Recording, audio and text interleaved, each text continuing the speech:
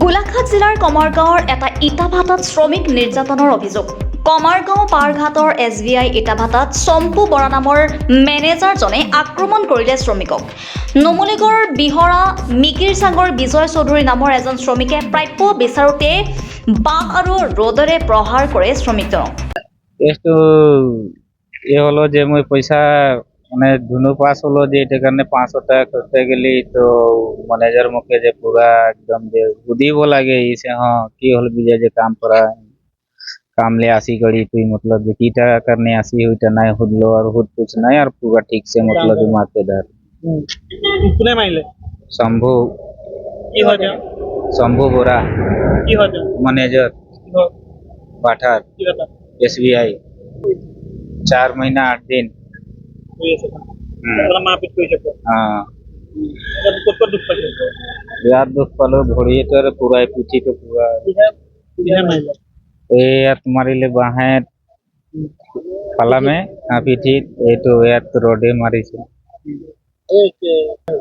सोमवार আপুনি পুলিচত কৈছিলে पुलिस और काली आई से बहुत गुरुते नहीं दिया पुलिस কি নিদিয়ে देखो गुरुते नहीं दिया काली केस दिलो दिया ये घूरी आसे ताके मतलब अरेस्ट करिब लगे तो নাই কৰা নাই নাই কি বুলি কৈছে 14 दिन পাছত কৈছে বলে কি কৈছে 14 दिन रखिब लगे 14 দিন ৰ'ব লাগিব কেলে ৰ'ব লাগিব জানো কেলে ৰব লাগে আপোনাৰ কেছটো লোৱা নাই নাই কমাৰগাঁৱৰক্ষীয়ে ইটাভাটাৰ মালিক বিজিত দত্ত আৰু মেনেজাৰ চম্পু বৰাক ৰক্ষণাবেক্ষণ দিয়াৰো উঠিছে অভিযোগ। আৰু এজাহাৰ দাখিল কৰাৰ পিছতো গুৰুত্ব দিয়া নাই কমাৰগাঁও আৰক্ষীয়ে। শীঘ্ৰে দোষীক কৰায়ত্ব কৰি বিহিত ব্যৱস্থা লোৱাৰ দাবী আটছাৰ। 24 ঘণ্টাৰ ভিতৰত ব্যৱস্থা নললে আন্দোলনৰ হুংকাৰ দিছে আটছাৰ নেতৃত্বই। উল্লেখযোগ্য যে তাৎপৰ্যপূৰ্ণভাৱে অভিযুক্ত আৰু আৰক্ষীয়ে সংবাদ মাধ্যমৰ সন্মুখত মন্তব্য দিয়াৰ পৰা বিৰত আছে, যাক লৈ সৃষ্টি হৈছে ৰহস্যৰ। News desk report, reporter live Assam.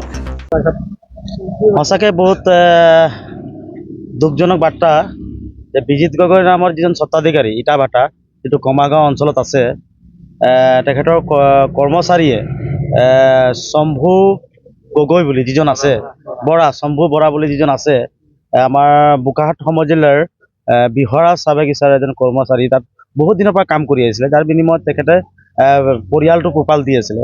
তেনেস্থলত যোৱা সোমবাৰে তেখেতক একেবাৰে নিজৰ প্ৰাপ্য বিচাৰি যাওঁতে তেখেতক গুৰুলোকে প্ৰহাৰ কৰিছে। আৰু এই গোটেই ঘটনাটো আমি অসম স্বাধীন ছাত্ৰ সন্থা তীব্ৰ ভাষাৰে গৰিহণা দিছোঁ।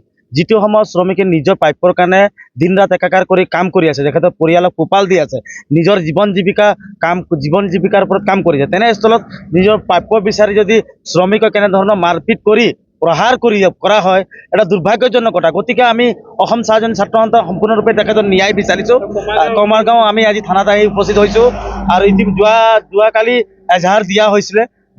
এজাহাৰৰ ভিত্তিৰ ওপৰত আমি আজি অসম স্বাধীন ছাত্ৰ সন্থা আমি এটা তদন্ত কৰিব আহিলোঁ আৰু মানুহজনক ন্যায়ৰ কাৰণে আহিলোঁ।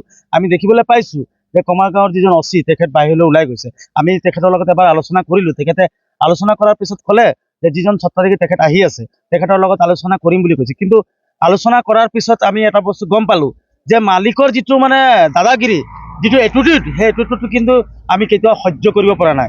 আৰু আমি বিচাৰিছোঁ যে মানুহজনে ন্যায়িকভাৱে এটা তদন্ত হ'ব লাগে আৰু যিজনে এক মাৰপিট কৰি প্ৰহাৰ কৰিছে তেখেত তাৎক্ষণিকভাৱে জেল হাজতলৈ প্ৰেৰণ কৰিব লাগে, কৰায়ত্ব কৰি জেল হাজতলৈ প্ৰেৰণ কৰিব লাগে। Reporter live.